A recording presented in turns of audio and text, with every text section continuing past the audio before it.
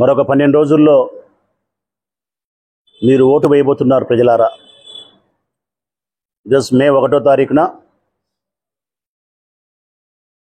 మరొక 12 రోజుల తర్వాత మే 13వ తారీఖున మీరు ఓటు హక్కును వినియోగించుకోబోతా ఉన్నారు.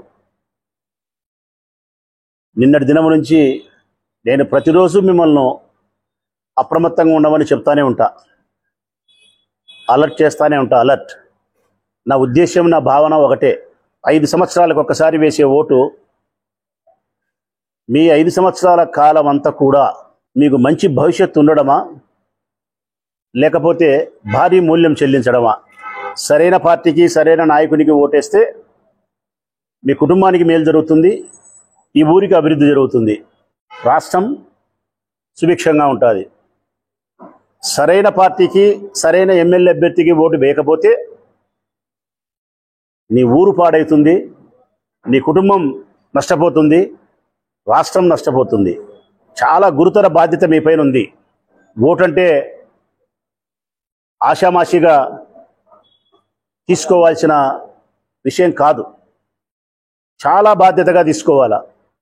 ప్రొద్దుటూరు నియోజకవర్గాన్ని మీరు గమనించాలా. ఇది మన ఊరు, మనందరం కలిసి ఇక్కడ పుట్టినాం, కలిసి ఇక్కడ పెరిగినాం, ఇక్కడే మనం బ్రతుకుతాం, ఇక్కడే మన జీవితం ముగుస్తుంది. ఈ నీళ్లు తాగినాం, ఈ గాలి పీల్చినాం, ఈ గడ్డ మీదనే మనం జీవిస్తున్నాం. ఇది మన ఊరు ప్రజలారా. ఈ ఊరు ఎప్పుడు బాగుండాలా, ఈ ఊరు ఎంతో అభివృద్ధి చెందాలా, నాగరికత ప్రపంచంలో అగ్రభాగాన ఉండాలా. ఈ ఊరు మౌలికమైన వసతుల విషయాలలో గొప్ప గొప్ప దేశాలతో పోటీపడేంత గొప్పగా ఈ ఊరు ఉండాలా. నిన్ననే 3 పార్టీలు కలిసిన కూటమితో మేనిఫెస్టో విడుదల చేసినారు. Bharatiya Janata Party, glass party Pawan Kalyan, cycle గుర్తు పార్టీ చంద్రబాబు నాయుడు. ముగ్గురు కలిసి ఉమ్మడిగా కూటమిగా ఎన్నికల్లో పోటీ చేస్తున్నారు. ముగ్గురు కలిసి ఎన్నికల్లో పోటీ చేస్తున్నారు అంటే ముగ్గురి భావాలు, ముగ్గురి అభిప్రాయాలు కలిసి ఒక అభిప్రాయంగా, ఇదిగో మా పార్టీ అధికారంలోకి వస్తే, మా కూటమి అధికారంలోకి వస్తే మేము ప్రజలకి అందిస్తాము, ప్రజా పరిపాలన ఈ విధంగా అందిస్తాము అని సంయుక్తంగా కలిసి చేసే పాలన.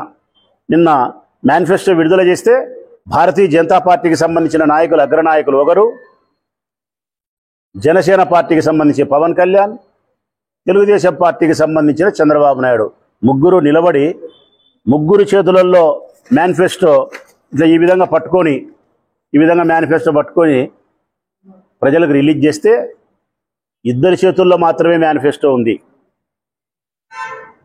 భారతీయ జనతా పార్టీ నాయకుడి చేతిలో మేనిఫెస్టో లేదు ప్రజలారా. వారి చేతికి మేనిఫెస్టో ఇస్తా ఉంటే ఇట్లా అంటున్నాడు, ఇట్లా వద్దు తీసుకుపోయి ఎన్నికని. పవన్ కళ్యాణ్ చెప్తా ఉన్నాడు, వద్దు ఎన్నిక ఇచ్చేయండి అని, తీసుకోడని. అంటే దాని అర్థం మీరు విడుదల చేసిన మేనిఫెస్టోను భారతీయ జనతా పార్టీ చేతిలో పట్టుకొని ప్రజలకు చూపించేదానికి అయిష్టం, అంగీకారం లేదు. మీరు విడుదల చేసిన మేనిఫెస్టో మీద ముగ్గురి ఫోటోలు ఉండాలా. నరేంద్ర మోడీ ఉండాలా, చంద్రబాబు నాయుడు ఉండాలా, జనసేన పవన్ కళ్యాణ్ ఉండాలా. కానీ మీరు ఇచ్చిన మేనిఫెస్టో మీద పవన్ కళ్యాణ్ ఫోటో, చంద్రబాబు నాయుడు ఫోటో ఉంది. ఢిల్లీ నుంచి బీజేపీ వారు నరేంద్ర మోడీ గారి ఫోటో వెయ్యొద్దు అని ఆజ్ఞ జారీ చేసినారు. కారణం, మీరు విడుదల చేసిన మేనిఫెస్టో ఏమైతే ఉందో అది అమలు కాని మేనిఫెస్టో, ఆచరణకు సాధ్యం కాని మేనిఫెస్టో, అబద్ధాలతో కూడిన మేనిఫెస్టో. దాని వలన భారతీయ జనతా పార్టీ యొక్క గౌరవం, నరేంద్ర మోడీ గారి యొక్క విశ్వసనీయత రాష్ట్రంలో పూర్తిగా దెబ్బ తింటుంది. ఇది మనం అమలు చేయలేము. చంద్రబాబు నాయుడు గారు నిన్న విడుదల చేసిన మేనిఫెస్టోను అమలు చేయాలంటే ఈ రాష్ట్ర ప్రభుత్వ ఖజానా, ఈ రాష్ట్ర ప్రభుత్వ బడ్జెట్, కేంద్ర ప్రభుత్వం ద్వారా మన రాష్ట్రానికి రావాల్సిన వాటా నిధులు, వరల్డ్ బ్యాంక్ ఈ రాష్ట్ర ఆర్థిక లావాదేవీల దృష్ట్యా మనకిచ్చే అప్పు, ఈ మూడు కలిపినా కూడా నిన్న చంద్రబాబు నాయుడు గారు విడుదల చేసిన మేనిఫెస్టోను అమలు చేయలేము అని భారతీయ జనతా పార్టీ భావించింది. కాబట్టి తప్పకుండా ఈ రాష్ట్ర ప్రజల విశ్వసనీయతను కోల్పోతామని చెప్పి నమ్మింది. కాబట్టి ఆ మేనిఫెస్టో నుంచి పక్కకు జరిగినారు. ఆ మేనిఫెస్టోను చేతుల్లో పట్టుకోకుండా, ఆ మేనిఫెస్టో మీద ఫోటోను ముద్రించకుండా జాగ్రత్త పడినారు. ప్రజలారా, కూటమిలో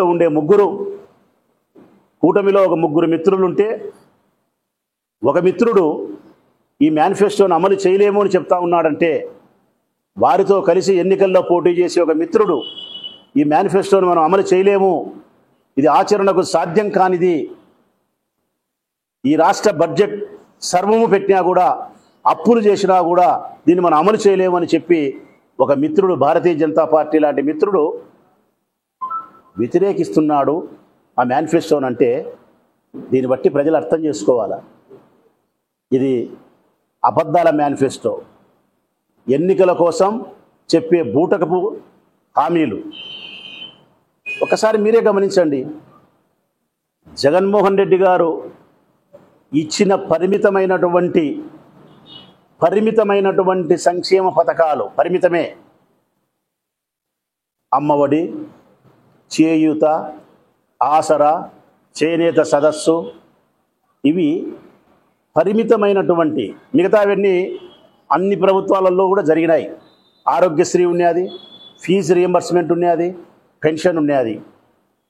అవి కాకుండా ఆయన రైతు భరోసా, చేనేత సదస్సు, ఆసరా, చేయూత, ఇలాంటివి కొన్ని పథకాలు తీసుకొచ్చినాడు. పరిమితమైనటువంటి పథకాలు. పరిమితమైన పథకాలను 2019 ఎన్నికల కంటే ముందు మేనిఫెస్టోని విడుదల చేసి 5 సంవత్సరాలు నిర్విరామంగా ఏ విఘ్నము లేకుండా ప్రజలకు చెప్పిన తారీఖు చెప్పినట్టు అందించగలిగినాడు. ఆచరణకు యోగ్యమైన హామీలు ఇచ్చి అమలు చేయగలిగినాడు. ఇప్పుడు మళ్ళీ 2024లో మేనిఫెస్టో ఇచ్చినాడు జగన్మోహన్ రెడ్డి గారు. ఆచరణకు ఆమోదయోగ్యమైన హామీలే ఇచ్చినాడు. ఆచరణకు అమలు చేయలేమనుకునే హామీలను కూడా ఆయన ఇవ్వలే. స్పష్టంగా చెప్పినాడు, నేను చేయగలిగింది మాత్రమే చెప్తాను, చెప్పిన ప్రతి అంశాన్ని చేస్తాను, అబద్ధాలు చెప్పి నేను ఓటు అడగను, పదవి కంటే కూడా నా విశ్వసనీయతను పోగొట్టుకోను. నాకు పదవి కంటే ముఖ్యం ప్రజల హృదయాలలో విశ్వసనీయత. జగన్ అనే వ్యక్తి ఒక వాగ్దానం చేస్తే చెల్లిస్తాడు. జగన్ అనే వ్యక్తి మేనిఫెస్టోను పవిత్రమైనటువంటి గ్రంథంగా భావిస్తాడు. ప్రజల కోసం ఆయన చేసే పాలన 100కు 100% నిబద్ధతతో ఉంటుంది అని ప్రజల హృదయాలలో చెరగని ముద్ర నేను వేసుకోవాలా అనే పద్ధతిలో ఆయన పరిపాలన చేస్తూ ఉంటే, వీరు మాత్రం పవన్ కళ్యాణ్, చంద్రబాబు నాయుడు గారు మాత్రం ఏమాత్రమే కానీ ప్రజలకు సంబంధించిన పాలన విషయంలో నిబద్ధతను గాలి కొదిలేసి, విశ్వసనీయత అనే పదానికి ఏమాత్రమే కానీ అర్థం లేకుండా,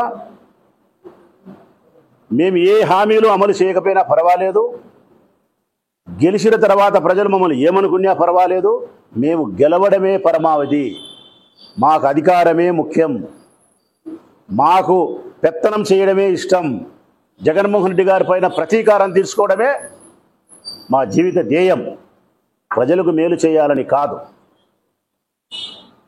ప్రజల యొక్క పేదరికాన్ని నిర్మూలించాలని కాదు, ప్రజలలో విద్యా విధానంలో మార్పులు తీసి వారిని గొప్పవాళ్ళని చేయాలనే ఉద్దేశం వీరికి లేదు. అందుకే వారిచ్చిన మేనిఫెస్టో హామీలను ఒక్కసారి ప్రజలారా గమనించండి. నేటి హామీలను గమనించే మీరు 2014 నాటి డాక్రా రుణాల మాఫీ చంద్రబాబు నాయుడు చెప్పి ఏమి చేసినాడో గుర్తు చేసుకోండి. రైతుల యొక్క రుణమాఫీ చేస్తానని చెప్పి ఏమి చేసినాడో ఒక్కసారి నెమరు వేయండి.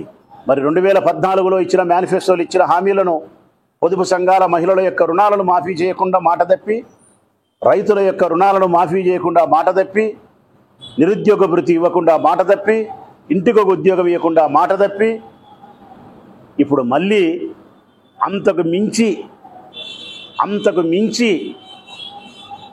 25 రకాల హామీలు ఇచ్చినాడు. పెన్షన్ 6,000 చెప్పినాడు దివ్యాంగులకు. ఆడపిల్లలకు 18 సంవత్సరాలు నిండి ఉంటే ఎంతమంది ఉంటే అంతమందికి అన్ని 1,500 ఇస్తాడంట. ఆడబిడ్డకు 15,000 ఇస్తాడంట. పుట్టిన బిడ్డకు ఆర్టీసీ బస్సులో ఫ్రీ అంట. 3 గ్యాస్ సిలిండర్లు ఫ్రీ అంట. 1 కాదు, 2 కాదు, 3 కాదు, 4 కాదు. నేను చెప్పేది కాదు, ఆర్థిక శాస్త్రవేత్తలే చెప్తున్నారు. చంద్రబాబు నాయుడు గారు ఇచ్చిన మేనిఫెస్టోను అమలు చేయాలంటే ఈ రాష్ట్ర ప్రభుత్వం యొక్క బడ్జెట్, కేంద్ర ప్రభుత్వం యొక్క మన వాటా, వరల్డ్ బ్యాంక్ మనకిచ్చే అప్పులు కలిపినా కూడా చేయలేడు. ఈ రాష్ట్రంలో ఉండే మన ఆస్తులను ఆయన విక్రయిస్తేనే, మన ఆస్తులను విక్రయించాలి ఆయన. మనకు తెలియకుండా మన ఆస్తులను విక్రయిస్తేనే ఈ మేనిఫెస్టో అమలవుతుంది. ఇది చంద్రబాబు నాయుడుకు తెలుసు. ఇది నేను చెయ్యలేనని చెప్పి తెలుసు. ముందు ఏరు దాటాల. ఏరు దాటేంత వరకు ఓ మల్లన్న, బోటు మల్లన్న అని పిలుస్తాడు. ఏరు దాటే తర్వాత ఓరా బోడి మల్లన్న అంటాడు.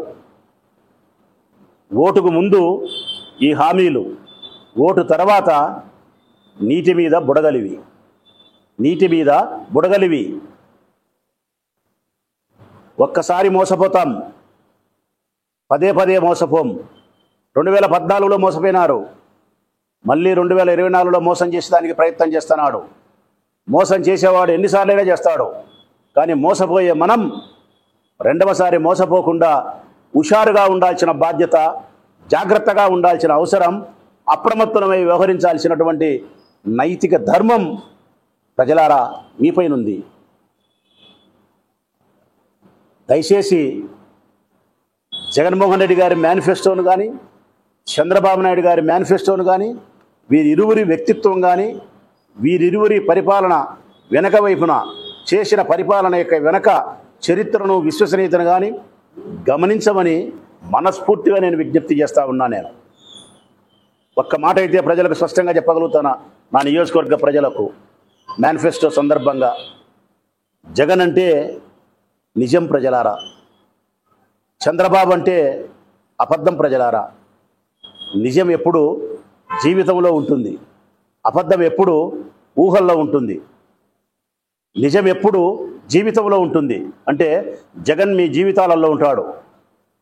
చంద్రబాబు అబద్ధం అనేది ఎప్పుడు కూడా ఊహలకే పరిమితం. అది ఊహల్లోనే ఉంటుంది, మనకి ఏ ప్రయోజనాన్ని, ఉపయోగాన్ని చెయ్యదు. ఈ వ్యత్యాసాన్ని మీరు గమనించమని, అబద్ధాలతో అలివి కాని, ఆచరణకు యోగ్యం కాని హామీలు ఇచ్చినటువంటి చంద్రబాబు నాయుడు బూటకపు మేనిఫెస్టోను అర్థం చేసుకోమని, గత చరిత్రను కూడా ఆయన చరిత్రను మీరు గమనించమని మనస్ఫూర్తిగా మీకు విజ్ఞప్తి చేస్తూ, చంద్రబాబు నాయుడు విడుదల చేసిన మేనిఫెస్టో రాగినయా పైసా కూడా ఎన్నికల తర్వాత ప్రజలకు ఉపయోగపడదు. ఒక్క హామీ కూడా నెరవేర్చలేడు. ఇది పూర్తిగా ప్రజలు విశ్వసించి మంచి వైపే ఉండాలని, ధర్మాన్ని, న్యాయాన్ని గెలిపించాలని మనస్ఫూర్తిగా విజ్ఞప్తి చేస్తూ సెలవు.